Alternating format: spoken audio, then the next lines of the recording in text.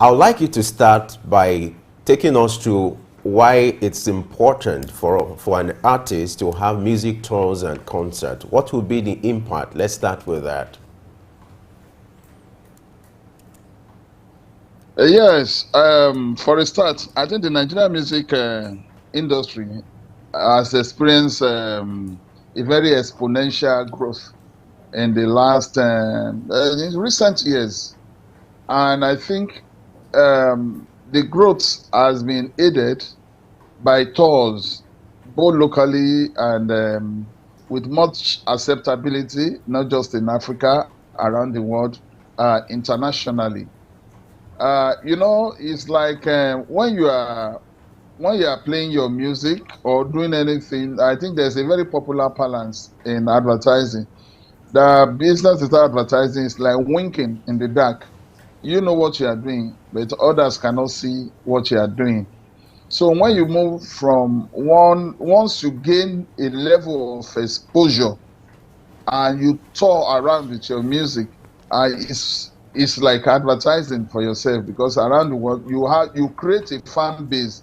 No thanks to the internet age, because you have a what do you call it? Music apps like Spotify and several others that have made much of our artists very, very popular. So their fan base around the world, we really would love to see them. So they fulfill that purpose by touring. You see the likes of Burna Boy, Whiskey, Davido, and others. They sold out in several concert halls in Europe, where the European musicians themselves have never even, some of them, they've never filled it up to half. But the Nigerian musician, through our kind of music, especially the Afro beats, has actually taken us to that world stage. Okay, now that we're in the world stage, you find that there are some artists that are able to go on international tours, not just local tours. But it's difficult for some others. What makes the difference, and what makes it easy for some others to go on tours, whether local or international tours?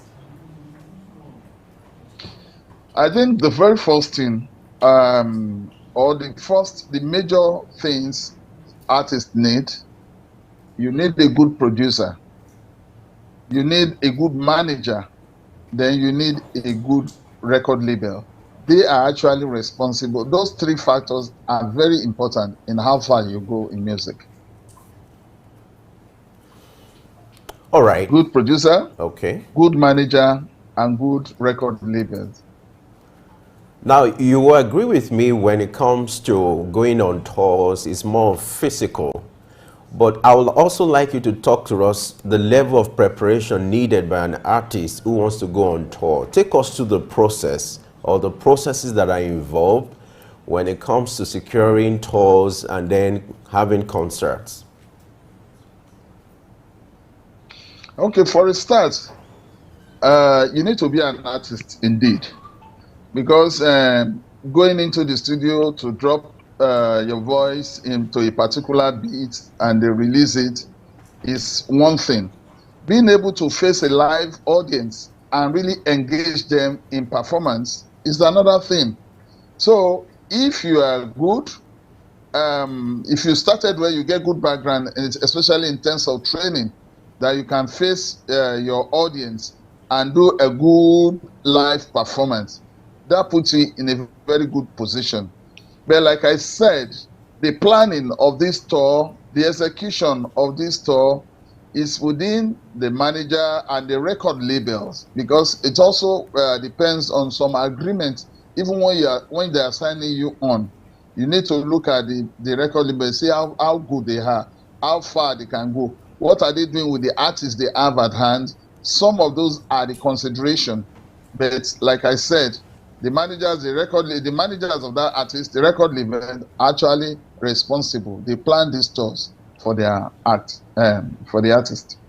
Okay, you talked about being able to perform live and engage the audience. So what is the role of collaborative tours in ensuring the success and engagement of the audience? How does it help? I think when young artists especially, they are under a kind of, I don't want to use the word tutelage, but it's more like that. When the small artists, you know, it's just like football, you have the local players joining the people from international, the international footballers coming in and they play together. Definitely, that will have a very serious positive impact on them, their confidence, their style of play, and the boldness to approach the game. And it's not too far-fetched. The same thing happens in the area of music. When young and upcoming musicians begin to go on tour with the big acts, the likes of the Wizkid, the likes of the Davido and the Burna Boys of this world, before long, they will gain that, because that confidence is very important. Singing to yourself, to your manager, to the producer, and maybe one or two others in the studio, it's a completely different ball game when you are facing thousands of live audience to perform. So you need to actually, do I say graduate into that? It's a gradual process. You graduate into that process. So it's very good if you get that exposure, you get good record label. They put you in between they put you in between the big acts when they are going on tour, and you are going to go there to be part of maybe to open the show for them or to do something. I think that will greatly impact on you and what you do positively. It's very, very important.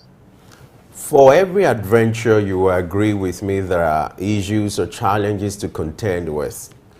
Talk to us some of the likely challenges that may be associated with going on tours or having musical concerts from your experience, especially when it comes to the angle of the art or the artist, so that these things can be managed very well to have a successful concert or tours. Well, okay, maybe I will just direct this to the up and coming arts that are opportune to go on tours with these big ones. It's not a situation where you want to measure shoulder by shoulder with them. One, you see it as an opportunity for your growth. So in other words, you have to learn to be humble. It might not be a servant-master relationship, but I think some of the big boys, they really want you to respect them. Once you do that, you stand a good chance of going on the next tour with them. Otherwise, if they don't agree for you to come along with them, there's no way you'll be squeezed into that that group. So you must learn. I tell the young ones that your attitude will always determine your altitude, how far you go in life. So there's a place of humility in there. Basically, that is it. Then preparation is also very important because some will tell you that they don't believe in luck, and some will define luck as preparation meeting with opportunity. And I think I would like to go with that school of thought. When you prepare, when you are well prepared and the opportunity comes, you also help to boost some of the big boys, their concerts. I'm sure subsequently they won't want to leave you behind because you have a value to bring on board. What factors influence the choice of the tour location and even the venue? We've seen the O2 Arena being used more often. What is the catch around such locations? I think you look at the numbers. How many people can that hall take or the arena take? That's one of the very important factors. You look at accessibility to the place. Though a big act, when you come in, even if you are performing inside the hall, your fan will look for you.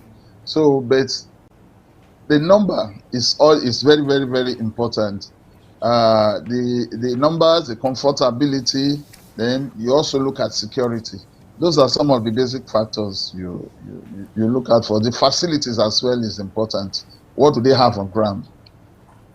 Let's look at the business, the business side of the whole issue. how profitable it is to embark on tours, then how do you handle your negotiations, especially when you have more agencies, more partners involved? Talk to us your experience when it comes to the issue of negotiation and the issue of charging, fees, the issue of ticketing, the monetary aspect of musical tours and concerts. I think the artist you are taking is a number one factor. You have the one you can call them on the A list and on the B list. The way you will charge for if you have the big names, of course, will be different from how you charge if you are just taking artists that you are trying to groom and to expose. There are two different things. That is one. So that's a major factor. Two, for the big acts, I think some of them usually from time to time they have sponsors as well. Beyond depend on the if is it a charity concert, these are some of the. It depends on what you're really going in for. If it's a charity concert, I think that in most cases is either on the bills are picked up by brands and all that. So, it's not the negotiation might not, it's not really too different from other business negotiations. So you just consider the factors, various factors, which include legal. You must get your lawyers to look at some of the agreements and all that. And if it pays you, you go ahead with it. Like I said, it's not too different from other business negotiations. So what are the challenges with working with big acts? Sometimes some big artists, for some reasons, do not show up at concerts that they've been built to perform at. So when you encounter such situation, what happens? How does the sponsors, the company organizing the concert get back their money because tickets have been sold, fans have been made to come? How does this all settle at the end of the day? Well, I think that's very simple. What I said before now, as part of when you asked the last question, is that one thing that is very important is your legal angle. You don't go and get someone, or you get carried away, this big guy, he has agreed. You have to sign the dotted lines. You have to sign a contract. So if he reneges on the contract, then such a person can be sued and he will pay all the whatever costs and damages that you may have incurred. It's very, very important. It's very key in any business that you make sure you sign an agreement, a contractual agreement before any form of exchange, terms of money, or you commit yourself to publicity and all that. Make sure you have signed an agreement. Don't go and start publicity when you have not signed an agreement with the artist you are supposed to be bringing on. Say, let me just go and be doing this something. No. The very first thing, the business starts the days you append the signature on the contract. And the contract, it's not something you write yourself. It's something you must give to your lawyer. Let him write it for you, and in such a way that it will take care of all your interest. And in case of any renege, somebody breaking any of the contractual agreements, then you can easily go to court and not just get your money back, but other damages that you may have incurred, that person will pay for it. Now, let's look at what it involves when it comes to promoting music tours and concerts. Whose responsibility should it be to engage in the promotion of the music tours? And then what are the things involved when you need, or the things involved when you need to promote a music tour or concert?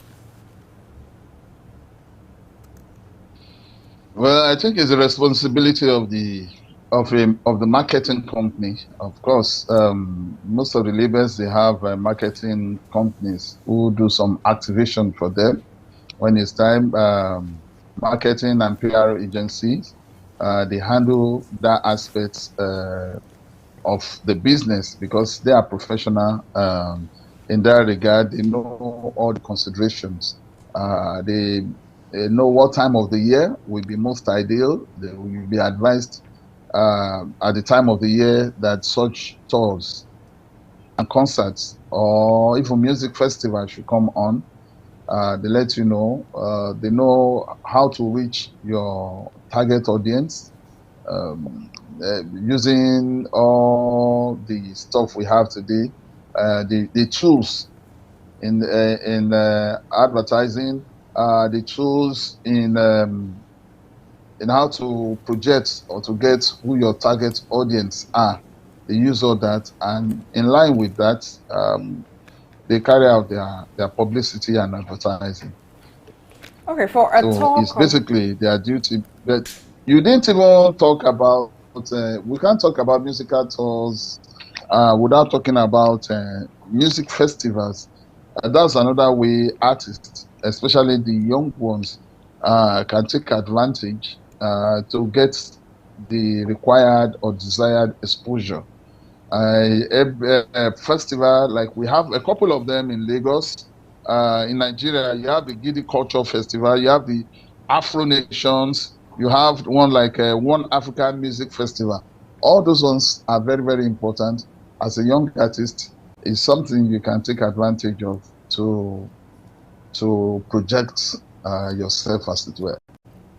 All right, there are some Sorry, you're going companies. to There say are some something. companies that are known for putting together music tours. So once you see an advert and you see that name behind that tour, you want to attend because of the experience that you perhaps have had attending any of their tours. So what are those things that ensure a good fan experience that the fans now begin to identify with the company? What are those things that music tour companies should look out for or ensure that they provide in any tour they organize?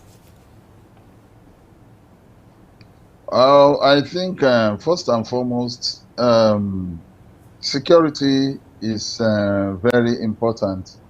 When you are planning your tours, the number one consideration should actually be security. When fans come for your tours or the tours organized by you, and they notice that there's always fracas, fights, and all that breaks out, I'm sure everyone who love their life will want to avoid any concert organized by you or that you are coming. It's only those who have the same mindset of fighting and all that that will say, okay, it's an opportunity to go and show our skill, that will be coming there, except those are your target audience. Otherwise, you have to make sure your fans are secured. It's very important. There's no two ways about it. So for me, that's the number one consideration when you are considering picking what this program you want to, or what tour or what concert you want to attend.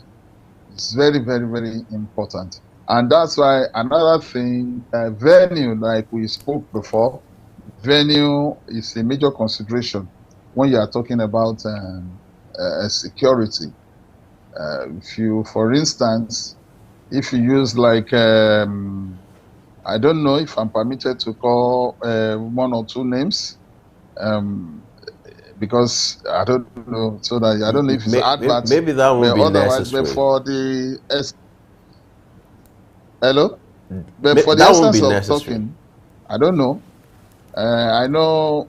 Anyway, let me leave that out so that I don't begin to advertise on your do free adverts on your platform. But there are places you go to. There are some big hotels that allow for such, and they have very large halls, even on the island, that you know is well secured. All right. I like the fact that you have to respect the professionalism of the media, which you are aware of. Thank you for that. Now, let's look at what point Thank you. should an upcoming artist or musician think of going on concerts or having concerts or going on tours? At what point will you advise an upcoming artist to do that? Well, I would say as early as you have the opportunity, take advantage of it. Take advantage of it. Either you have released your music, either you are not released your music. It's actually a good platform to give us some of those your numbers that you are about going to record in the studios, so you can see the audience response to each of the tracks, so you know which one you actually need to record and push. Okay, you talked about music festivals and tours. Can you make the clear distinctions between both? Well, is a festival is a regular occurrence. In most cases, a yearly reoccurrence of activities where you bring where people come together, like all those in music and music business. They come around. It will afford the opportunity to meet people from different background, maybe producers, artist managers, advertising or public relation agency, record labels. It's like a convention where they gather and music is played. So that is basically festival. But for tours, it's a planned activities of you performing from one hall to the other, maybe from city to city, country to country. And it's not really, you may not know when the next tour will happen, but for festival, you know, okay, on this, maybe from the second week, every August, the whole of the second week is for this particular musical festival or activities. So that's the basic difference. As we wrap up, what would be your counsel to an upcoming artist or an artist or musician who's thinking of going on tours and concerts? I would like you to make some recommendations. What would be your counsel to an artist who is thinking of going on tours and having concerts as we wrap up? Well, as a person and in line with what is happening now, my advice, the very first thing is that look at the artist in the group that you are planning to go with. If you like the kind of things they do, not just success on in the art of music, but what is their life outside of music? You need to consider that. It's very important these days with the recent occurrence about Mobad and all that. So you don't want to go into, if you are someone who is well brought up, you don't want to end up in a place where drug will be the order of the day for you. I'm talking not just as someone in the business, but I'm talking as a father now. Because the experience in recent time, the occurrence of the mobile thing, is not what any father or any parent will be happy about. Hearing the details of that news, I think is heartbroken. So you can be successful in music without going into drugs. You can be successful in music without doing involving yourself in some of these activities that even your fans will not be proud of. So that is the number one thing. Do a background check on the people that are calling you to come and be signed on. Do a background check on the people they want to lobby with to go on tours with. If it's not what you want, I beg of you to please just maintain what you are doing, and at the right time, God will take you to that place. You get to that place of honor.